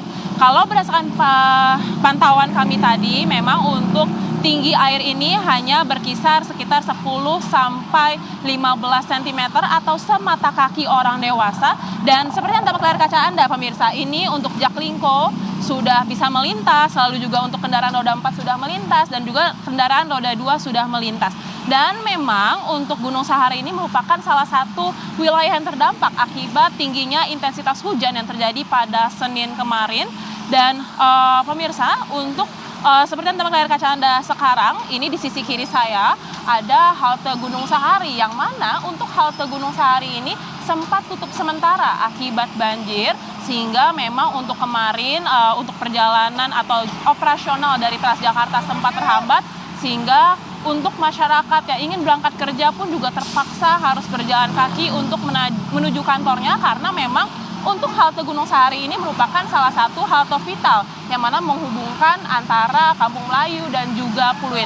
Nah, pemirsa, untuk mengetahui ya bagaimana dampak dari banjir terhadap para pekerja di Jakarta ini, saya akan mengajak Anda untuk berbincang dengan salah satu warga yang tampaknya sekarang sedang menunggu transportasi umum di Jalan Gunung Sahari ini. Selamat pagi, Bapak. Dengan pagi. Bapak dengan siapa sebelumnya? Dengan Roni. Oke. Pak Roni, sebelumnya izin Pak mengganggu waktunya. Siap. Bapak kalau boleh tahu sekarang lagi menunggu transport umum kan? Transportasi umum busway yang mau arah ke Tomang. Oke. Bapak kalau boleh tahu Bapak tinggal di mana, Pak? Tinggal di dalam, di Pademangan Barat, Jakarta Utara. Dekat RT 11 RW 8. Bapak kalau boleh tahu kemarin saat hujan, ya, Bapak sempat terkendala nggak untuk berangkat kerja, Pak? Karena berangkat saya sekitar jam 5 subuh, jadi belum ada tergenang hujan tetap, tapi belum ada tergenangan air ya. Saya sudah sampai di kerjaan sekitar jam 9 pagi, sudah mulai deras hujannya dan airnya juga sudah mulai meninggi. Bapak kemarin kalau boleh tahu ketika pulang begitu ya, kan infonya masih tinggi ini genangan airnya. Kemarin pas pulangnya gimana Pak? Ada terhambat nggak? Kendala sekali ya, terlihat di sebelah belakang mbaknya itu kurang lebih sepaha. Jadi di sini itu masih kurang lebih sebetis kaki lah. Jadi sekitar jam-jam 4 itu masih segitu. Jadi kendala banget. Busway juga yang arah manapun terutama ke Ancol itu tidak beroperasi. Berarti kemarin Bapak pas pulang gimana? Terpaksa berjalan kaki atau gimana Pak? Ya benar, terpaksa jalan kaki dari Jembatan Merah karena semua busway itu transitnya di sana, kuliah di sana semua. Kemarin perjalanan dari Jembatan Merah sampai ke rumah Bapak akibat banjir jadinya berapa lama Pak? Kurang lebih sekitar 40 menit ya, karena jalan juga masih tergenang air, jadi kita nggak bisa kencang-kencang, ya seperti biasa jalan perlahan aja. Lalu kalau boleh tahu rumah Bapak di Pademangan, untuk rumah sekarang kondisinya bagaimana Pak? Untuk rumah alhamdulillah ya nggak sempat tergenang banjir air, tapi depan rumah itu kurang lebih semata kaki. Iya. Terakhir Bapak kalau boleh tahu Bapak memang sehari-hari menggunakan transportasi umum, busway, Jaklingko atau gimana Pak? Iya, memang sehari-hari saya menggunakan busway ya, karena buat ngelatih olahraga dan kaki juga sih sebenarnya, gitu aja. Terima kasih banyak Bapak atas waktu dan kesempatannya. Mohon maaf mengganggu aktivitasnya. Selamat beraktivitas kembali. Dan pemirsa, tadi kita sudah mendengarkan ya bagaimana kesaksian warga yang mana kemarin memang ia tidak terdampak saat berangkat kerja, namun ia terkendala saat pulang kerja, yang mana ia harus menempuh jalan kaki selama 40 menit untuk kembali ke rumahnya karena memang untuk operasional dari Transjakarta ini sempat terhambat, yang mana tadinya untuk Transjakarta ini bisa transit di sini, tapi hanya bisa transit di Jembatan Merah, sehingga memang banyak pengguna Transjakarta yang harus terpaksa turun di Jembatan Merah untuk berjalan kaki menuju tujuannya masing-masing. Dan memang Maria, Reza, dan juga pemirsa, berdasarkan informasi yang kami terima dari TMC Polda Metro Jaya, sekitar pukul 7 pagi tadi untuk di Jalan Gunung Sahari ini masih tergenang banjir sekitar 30 cm, namun sekarang memang sudah surut, sehingga yang tampak layar kaca Anda ini untuk aktivitas lalu lintas sudah berangsur normal, bahkan untuk Transjakarta dengan koridor 12B yakni dari Pluit begitu ya sudah kembali normal. Dan sebagai informasi Maria, Reza, dan juga pemirsa, memang untuk Gunung Sahari ini rentan sekali terjadi banjir karena memang untuk kontur tanahnya lebih rendah, dan juga untuk Gunung Sahari ini dekat dengan sungai atau kali dan juga berada di pesisir. Dan sebagai informasi kembali, untuk daerah yang tergenang banjir ini memang untuk jalan yang mengarah ke Senen hingga Kampung Melayu, karena memang jika dibandingkan dengan jalan yang ke arah Ancol atau Pluit ini kontur tanahnya lebih rendah sehingga memang lebih rawan untuk terkena banjir. Dan kami pun juga masih sama-sama akan melihat bagaimana perkembangan situasi yang ditimbulkan akibat hujan dengan intensitas tinggi yang terjadi pada Senin kemarin. Sementara demikian laporan dari kami, kembali ke studio. Wah, terima kasih laporan lengkap Anda, Rindi Salsabila langsung dari kawasan Gunung Sahari. Nah, kita coba ajak Anda juga nanti ya, usai jeda ya. Kami ingin lihat bagaimana kondisi pagi hari ini di wilayah Kelapa Gading yang kemarin juga sempat stuck di sana. Betul. Ya. Karena curah hujan.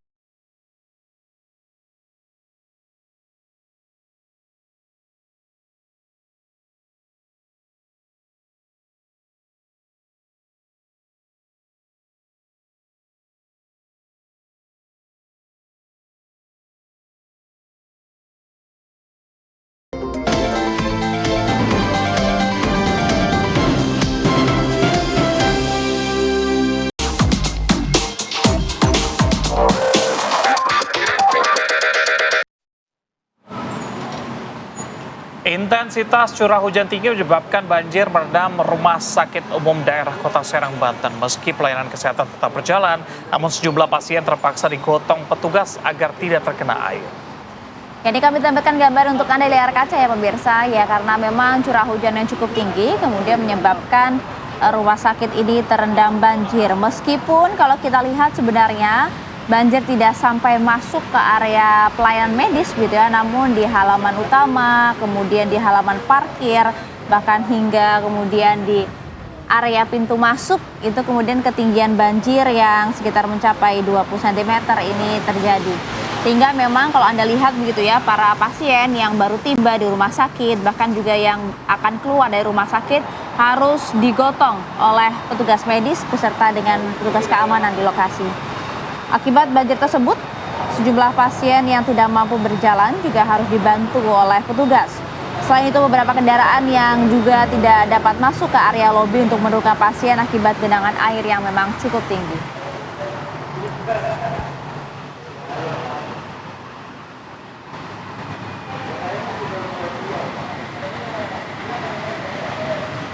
Ya, sementara itu di Pandeglang, Banten, pemirsa, intensitas curah hujan yang tinggi membuat sejumlah wilayah di sana terendam banjir. Aktivitas warga pun terganggu. Kita lihat ya pemirsa, ini kondisinya airnya ternyata cukup tinggi di sana. Bahkan ketinggian air 50 sampai dengan 100 cm terjadi akibat curah hujan yang cukup tinggi selama beberapa hari terakhir. Akibatnya sejumlah sungai meluap, yaitu Sungai Ciliman, Cilember, dan Cimoyan yang mengganggu aktivitas warga. Warga pun berharap agar pemerintah turun tangan membuat tanggul supaya warganya tidak terkena banjir lagi. Sampai motor tuh lihat harus digotong. Iya, nggak bisa lewat, mogok kalau dia maksa kan. Perahu, karena bahaya banget nanti kalau misalnya terendam banjir ya. Kita bergeser di Jakarta pemirsa, ini imbas hujan kemarin yang cukup deras di Jakarta, wilayah Kampung Rawa Indah, Gangsaan 2, tepatnya di Kelapa Gading, Jakarta Utara juga terendam banjir, bahkan ketinggiannya mencapai 40 sampai dengan 60 cm. Ya, Kampung Rawa Indah, Pegangsaan 2, Kelapa Gading, Jakarta Utara terendam banjir ya pemirsa ya, di mana imbas dari hujan deras yang mengguyur wilayah ini pada hari kemarin. Banjir Kampung Rawa Indah ini merendam 3 kecamatan, yaitu Kecamatan Koja, kemudian Kelapa Gading, dan juga Cilincing. Banjir mulai tinggi sejak pukul 7.30 pagi kemarin, di mana ketinggian air kurang lebih mencapai 40 hingga 60 cm. Sebagian warga ada yang mulai mengungsi akibat rumah mereka terendam banjir, di mana masyarakat menggunakan perahu bahkan ya, dengan buatan sendiri untuk bisa mengakses jalan tersebut.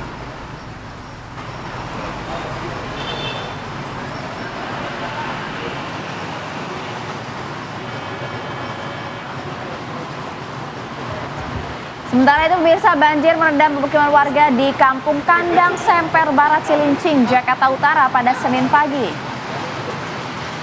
Ya, banjir yang cukup tinggi ini membuat warga harus dievakuasi dengan menggunakan perahu oleh sejumlah petugas PPSU menyisir rumah-rumah yang merendam dan juga mengevakuasi warga yang sakit.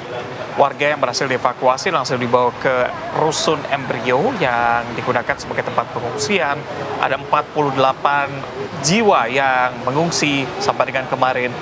Ketinggian banjir yang merendam di kawasan Kampung Kandang ini 40 hingga 70 cm. Diketahui terdapat 7 RT yang terdampak banjir cukup parah. Hingga saat ini petugas juga masih berjaga di lokasi untuk mengantisipasi banjir susulan yang ada kemungkinan terjadi di sana. Cukup parah yang di Jakarta Utara ya, di kawasan Cilincing. Kalau tadi Gunung Sahari sudah kita pantau, kita akan memantau bagaimana kondisi di Pegangsaan bersama dengan rekan Felicia Amelinda di sana. Felicia, selamat pagi. Pantauan kondisi banjir di sana seperti apa? Apakah pagi ini sudah cukup membaik atau aktivitas warga masih terganggu? Walaupun di belakang kita lihat kondisinya ternyata air masih tergenang di sana ya. Ya, selamat pagi Reza, Maria, dan juga pemirsa. Benar sekali untuk kondisi banjir yang menggenang di Kampung Rawa Indah Pegangsaan 2, Kelapa Gading, Jakarta Utara. Memang seperti yang bisa Anda lihat di layar kaca Anda, Reza, Maria, dan juga pemirsa, ini banjir masih menggenang sekitar 10 cm atau sekitar mata kaki orang dewasa, dan ini sudah dapat dilalui oleh motor.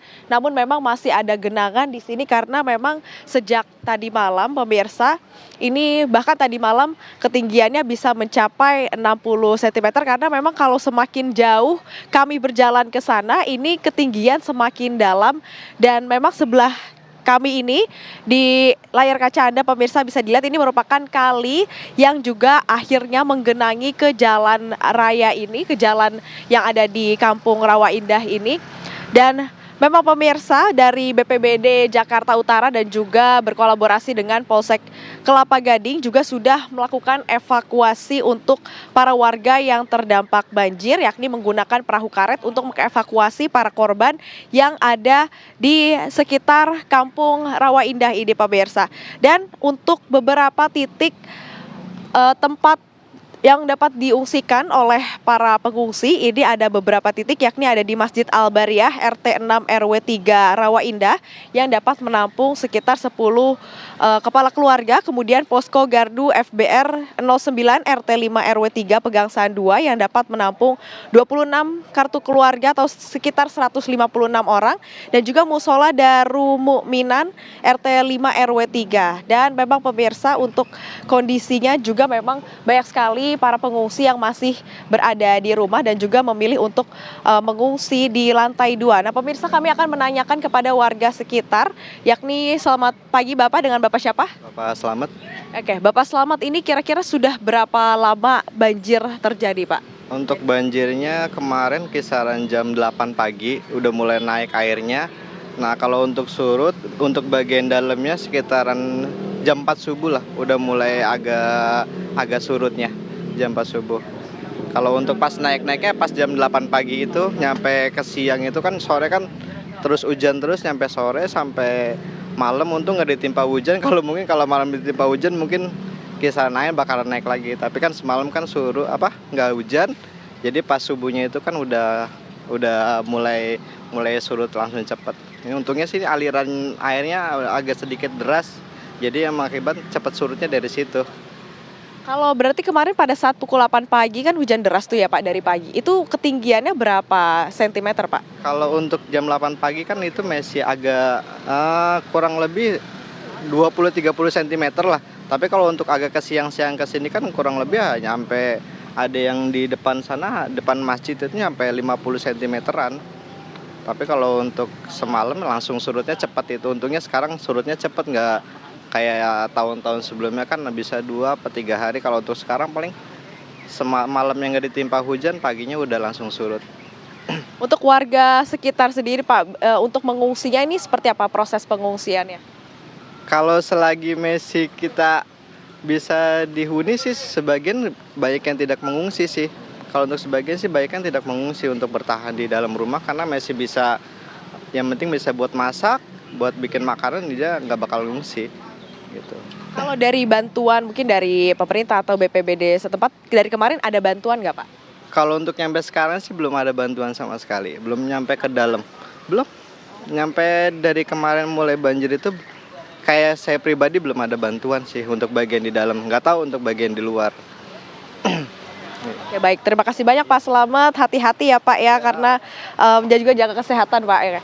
Baik pemirsa, kami juga akan mewawancarai salah satu warga juga yang sejak tadi ini sudah ada di sini untuk melihat dan juga membantu warga untuk melalui atau melintasi jalan dari Kampung Rawa Indah ini. Selamat pagi Bapak, dengan Bapak siapa? Pagi Bu, dengan Saali. Pak Saali, ini dari tadi kami melihat Bapak sudah menunggu di sini membantu warga yang mungkin akan melintas dan juga mengatur arus lalu lintas ya Pak ya. Iya. Pak, ini seperti apa kondisi banjir yang Bapak rasakan dan ini sebenarnya banjirnya udah berapa lama sih Pak? Apakah ini terus menerus setiap tahunnya? Banjir ini sering itu ya, setiap hujan besar aja selalu banjir. Dan tadi malam dari siang kemarin itu lumayan, 1 dengkul ini. Untuk wilayah sini, kalau untuk wilayah sebelah sana setengah dengkul lah. Tapi untuk kendaraan-kendaraan roda 2 dan roda 4 udah pasti nggak bisa masuk. Dan kalau yang di dalam nggak bisa keluar. Yang di sana juga sama. Jadi kemarin ini di sini penuh dengan kendaraan roda 2. Berhubung di sana juga udah banjir, sini udah banjir. Jadi kemungkinan mengganggu lalu lintas yang sana sini karena kondisi banjir. Kalau untuk kemarin Pak lalu lintas yang di sebelah sana, gang sebelah sana, itu kan sekarang kita lihat udah banjirnya sudah surut ya Pak ya. Itu kapan Pak surutnya? Itu surutnya tadi pagi sekira jam 4. Jam 4 pagi itu pun untuk kesininya ya. Kalau untuk kesananya saya juga nggak tahu karena di sana juga pun lebih rendah. Jadi paling bisa kendaraan perbatasan sampai RT 4 saja. Kesananya mungkin kendaraan pun belum bisa. Karena jalan itu turun begini. Iya. Iya. Nah, untuk kedalaman kalau kita jalan terus semakin dalam kan berarti semakin tinggi ya Pak ya airnya.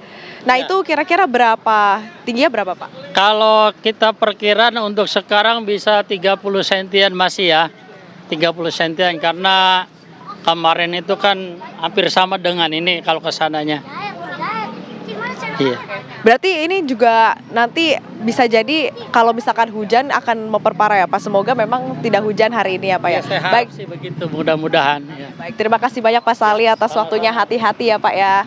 Baik, Maria, Reza dan juga pemirsa, itu dia tadi menurut keterangan dari warga sekitar mengenai kondisi banjir yang melanda di Kampung Rawa Indah, Pegangsaan 2, Kelapa Gading, Jakarta Utara. Saya kembalikan lagi pada Anda di studio. Iya, terima kasih Felicia Amin melaporkan dari Pegangsaan Jakarta Utara ya.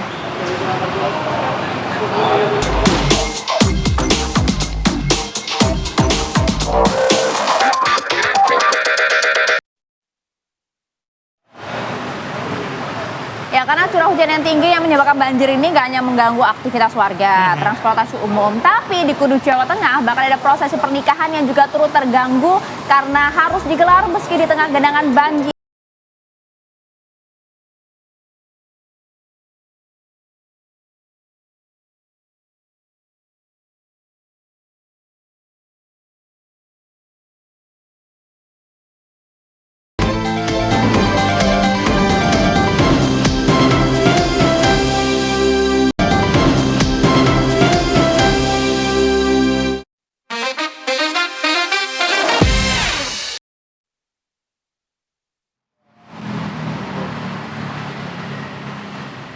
Pemirsa, di Kudus, Jawa Tengah, ini prosesi pernikahan tetap berlangsung meski di tengah genangan banjir. Jadi rekaman prosesi pernikahan di tengah banjir ini viral di media sosial ya. Yang harusnya jadi apa ya, kabar bahagia, hari bahagia gitu ya, justru kemudian harus terganggu dengan adanya banjir yang menggenangi lokasi pernikahan. Ini pemirsa, kita lihat dulu videonya untuk Anda ya. Di Desa Kesambi mau acara wedding. Hari bahagia telah direncanakan jauh-jauh hari, tapi apa daya kalau cuaca kemudian tiba-tiba hujan dan datang tak terprediksi gitu ya. Membuat pasangan M. Firdaus dan juga Uma Fitriani ini memilih tetap harus melangsungkan prosesi pernikahan mereka yang berada di Desa Kesambi, Kecamatan Mejobo, Kudus, meski lokasinya terendam banjir. Kalau kayak gini Gimana dekorasi tuh ya? udah jadi, Betul. catering udah dipesan, masa Ini nggak make jadi? up-nya harus waterproof ya kalau menurut aku ya. Make up-nya harus waterproof meski kan pasti tidak bisa menahan tangis ya melihat dekorasi yang sudah dicanangkan, didesain cukup indah gitu ya. Tapi salut apresiasi Ya. buat para tamu yang juga tetap hadir ya untuk memberikan pernikahan dan juga memberikan doa. Tapi ini jadinya bisa jadi kenangan tersendiri bagi mereka. Kalau misalnya berantem, bisa Oh, diingat-ingat. iya. Dulu kita nikah Perjuangan banjir-banjiran banget. loh. Masa kita mau pisah gara-gara hal kecil gitu ya. Luar biasa Reza ya.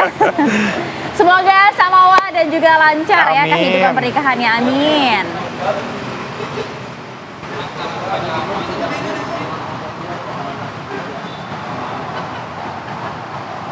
Ya, sementara itu yang ini nih, media sosial kembali dihebohkan oleh aksi seorang pengemudi ojek online yang tak sengaja masuk ke jalur jalan tol. Nah, kalau sebelumnya tadi kita sempat lihat bahwa ini diizinkan oleh polisi masuk tol, kalau yang ini salah ya pemirsa. Kita lihat, ini peristiwa terjadi diduga karena pengemudinya saat mengikuti petunjuk aplikasi navigasi saat pengantar penumpang pulang tapi nggak pilih pakai pilihannya yang motor begitu, gitu jadi ya. malah masuk ke tol ya.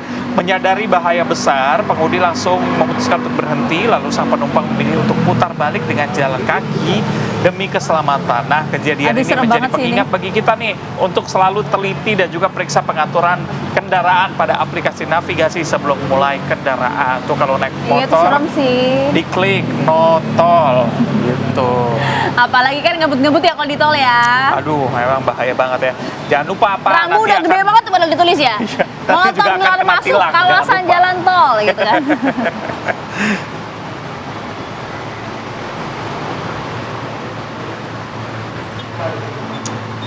Pemirsa, berikutnya ini media sosial juga dihebohkan dengan adanya video yang memperlihatkan dugaan aksi eksibisionisme yang terjadi di Taman Literasi Blok M Jakarta Selatan. Oke, lagi-lagi beritanya tidak untuk ditiru ya, dan juga kemudian bukan berita yang mengenakan karena memang ini menjadi kewaspadaan kita semua ya, bahwa wilayah Blok M yang mungkin viral gitu ya menjadi salah satu destinasi wisata, destinasi kuliner warga, tapi ada saja nih oknum-oknum yang tidak bertanggung jawab justru nekat melakukan tindakan tidak senonoh di area publik. Aksi ini pun langsung memicu reaksi keras dari pengunjung yang berada di lokasi itu. Petugas keamanan pun juga langsung datang tuh ya, meminta pertanggungjawaban dari oknum tersebut. Menanggapi hal ini, ternyata Gubernur DKI Jakarta Pramono Anung juga menegaskan ya agar pelaku diberikan sanksi hukum yang berat jika memang terbukti bersalah dan berhasil ditangkap. Jadi pihak keamanan setempat mengaku bahwa kejadian serupa ini juga ternyata sudah pernah terjadi sebelumnya loh Reza. Nah, ini Jadi harus berulang ditandain. nih. Ini yang harus dibikin viral kayak gini nih, mukanya biar Betul. ketahuan ya. Iya, dipajang, dan betul kata Gubernur ya, dikasih aja sanksi yang tegas deh. Iya. Sanksi hukum yang berat gitu, biar tidak kembali terulang. Ada-ada aja ya.